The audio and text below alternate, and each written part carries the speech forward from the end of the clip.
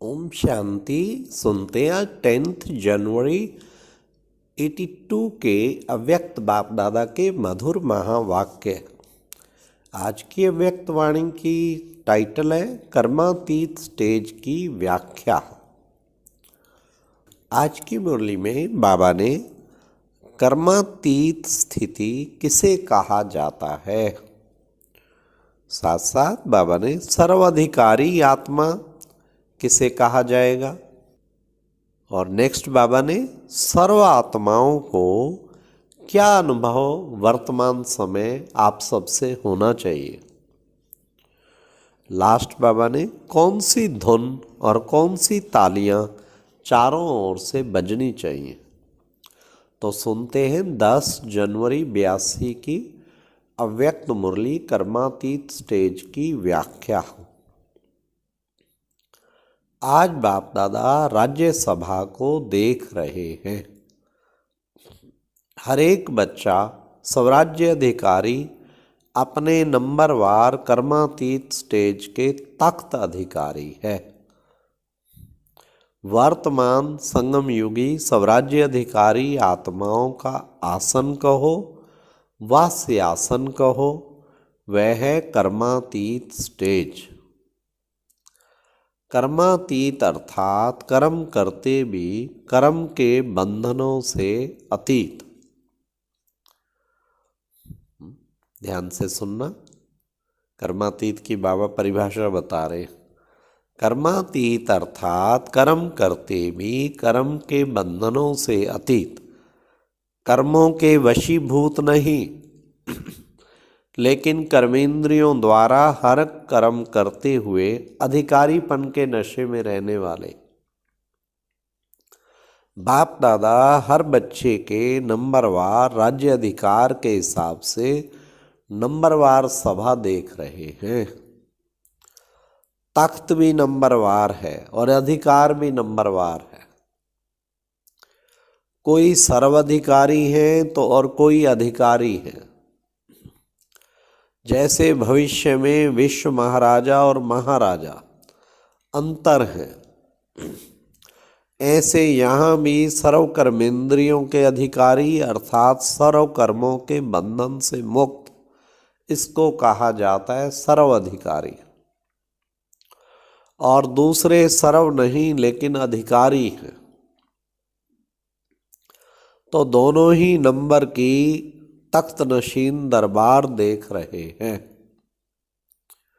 हर एक राज्य अधिकारी के मस्तक पर बहुत सुंदर रंग बिरंगी मणियां चमक रही हैं। यह मणियां हैं दिव्य गुणों की।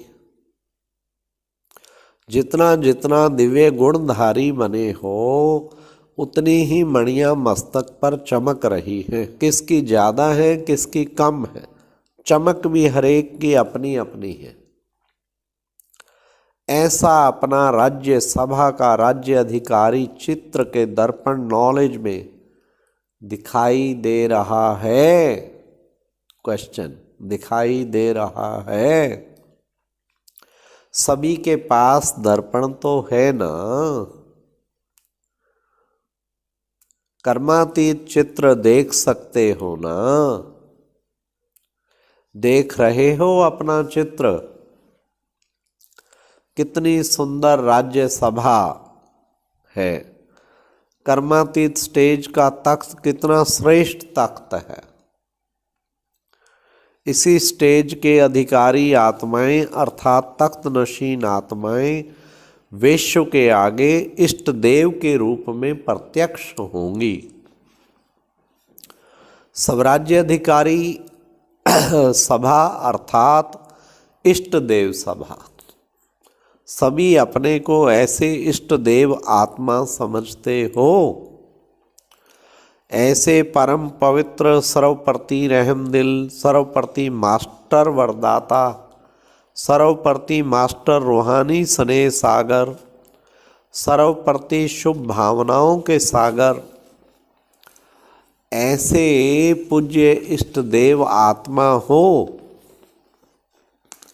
सभी ब्राह्मण आत्माओं में नंबरवार यह सब संस्कार समाये हुए हैं। लेकिन इमर्ज रूप में अभी तक कम है। अभी इस इष्ट देव आत्मा के संस्कार इमर्ज करो।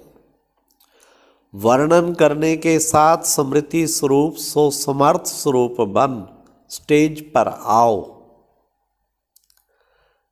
इस वर्ष में अब बड़े ध्यान से सुनना कि क्या अनुभव कराना है आत्माओं को। सुनिए, इस वर्ष में सर्व आत्माएं यही अनुभव करें कि जिन्हें हम ढूंढते हैं, जिन आत्माओं को हम चाहते हैं, जिन श्रेष्ठ आत्माओं से हम कुछ चाहना रखते थे, वही श्रेष्ठ आत्माएं यही हैं।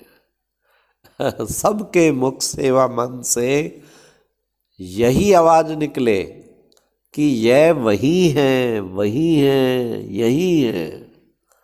ऐसे अनुभव करे, बस इन्हों से मिले तो समझो बाप से मिले। जो कुछ मिला है इन्हों द्वारा ही मिला है। वही मास्टर हैं, गाइड हैं, एंजल हैं, मैसेंजर हैं। बस यही है और वही है। यह धुन सबके अंदर लग जाए। इन्हीं दो शब्दों की धुन हो, यही है और वही है। मिल गए यह खुशी की तालियां बजाएं। ऐसे अनुभव कराओ। क्या जोरदार बाबा ने धुन। यही है, ये वही है जिनको ढूंढते थे, और खुशी की तालियां बजे। ऐसी अनुभूति कराने के लिए विशेष अष्ट शक्ति स्वरूप, अलंकारी शक्ति स्वरूप चाहिए। लेकिन शक्ति स्वरूप भी मां के स्वरूप में चाहिए। आजकल सिर्फ शक्ति स्वरूप से भी संतुष्ट नहीं होंगे, लेकिन शक्ति मां जो प्रेम और पालना देकर हर बात के बच्चे को खुशी के झूले में झुलाए, तब बाप के वर्षे के अधिकारी बन सके। बाप से मिलाने के योग्य बनाने में आप निमित्त शक्ति के रूप में ऐसा पवित्र प्रेम और अपनी प्राप्तियों द्वारा श्रेष्ठ पालना दो। योग्य बनाओ अर्थात योगी बनाओ। मास्टर रचयिता बनना तो सबको आता है। अलपकाल प्राप्ति कराने वाले नामधारी जो महान आत्माएं हैं, वे भी रचना तो बहुत रच लेते हैं, प्रेम भी देते हैं, लेकिन पालना नहीं दे सकते। इसलिए फॉलोअर्स बन जाते हैं, लेकिन पालना से बड़ा कर बाप से मिलाए अर्थात पालना द्वारा बाप के अधिकारी योग्य आत्मा बनाए, यह नहीं कर सकते। इसलिए फॉलोअर्स ही रह जाते, बच्चे नहीं बनते, बाप के वर्षे के अधिकारी नहीं बनते। ऐसे ही आप ब्राह्मण आत्माओं में भी रचना बहुत जल्दी रच लेते हो, अर्थात निमित्त बनते हो, लेकिन प्रेम और पालना द्वारा उन आत्माओं को अविनाशी वर्षे के अधिकारी बनाना, इसमें बहुत कम योग्य आत्माएं हैं। जैसे लौकिक जीवन में माँ बच्चे को पालना द्वारा शक्तिशाली बनाती है, वह सदा किसी भी समस्या का सामना कर सके, सदा तंदुरुस्त रहे, संपत्तिवान रहे। ऐसे आप श्रेष्ठ आत्माएं जगत माता बन, एक दो आत्माओं की माँ नहीं, जगत माँ, बेहद की माँ बन। मन से ऐसा शक्तिशाली बनाओ जो सदा आत्माएं अपने को विघ्न विनाशक शक्ति संपन्न, हेल्दी और वेल्दी अनुभव करें। अब ऐसी पालना की आवश्यकता है। ऐसी पालना वाले बहुत कम हैं। परिवार का अर्थ ही है प्रेम और पालना की अनुभूति कराना। इसी पालना के प्यासी आत्माएं हैं। तो समझा इस वर्ष क्या करना है। सबके मुख से यही निकले कि हमारे समीप के संबंधी हमें मिल गए। कितना अच्छा बाबा। हाँ, पहले रिलेशन की अनुभूति कराओ, फिर कनेक्शन सहज हो जाएगा। हमारे हमको मिल गए, ऐसी लहर चारों ओर फैल जाए, तब मुख से निकलेगा जिन्हें पाना था वह पा लिया। माँ भी बच्चे को बाप का परिचय स्वयं ही देती है। माँ ही बच्चे को बाप से मिलाती है। अपने तक नहीं बनाना है, लेकिन बाप से कनेक्शन जोड़ने योग्य बनाना है। सिर्फ मामा कहते रहे ऐसे छोटे बच्चे नहीं बनाना।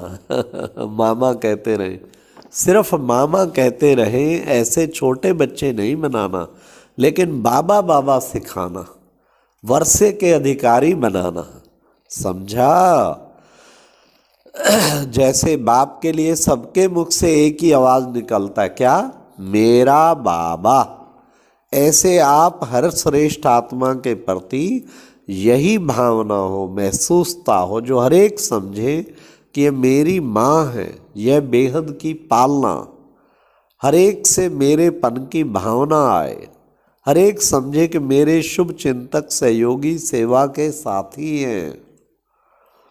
इसको कहा जाता है बाप समान, और इसको ही कहा जाता है कर्मातीत स्टेज के तख्त नशीन। जो सेवा के कर्म के भी बंधन में न आओ। हमारा स्थान, हमारी सेवा, हमारे स्टूडेंट, हमारी सहयोगी आत्माएं, ये भी सेवा के कर्म का बंधन है ना।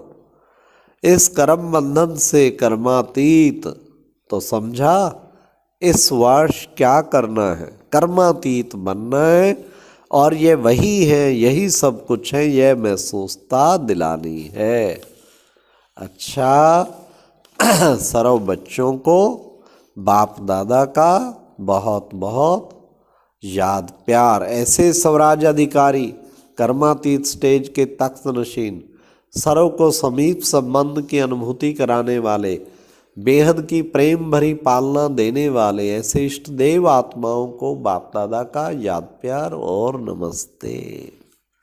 ओम शांति।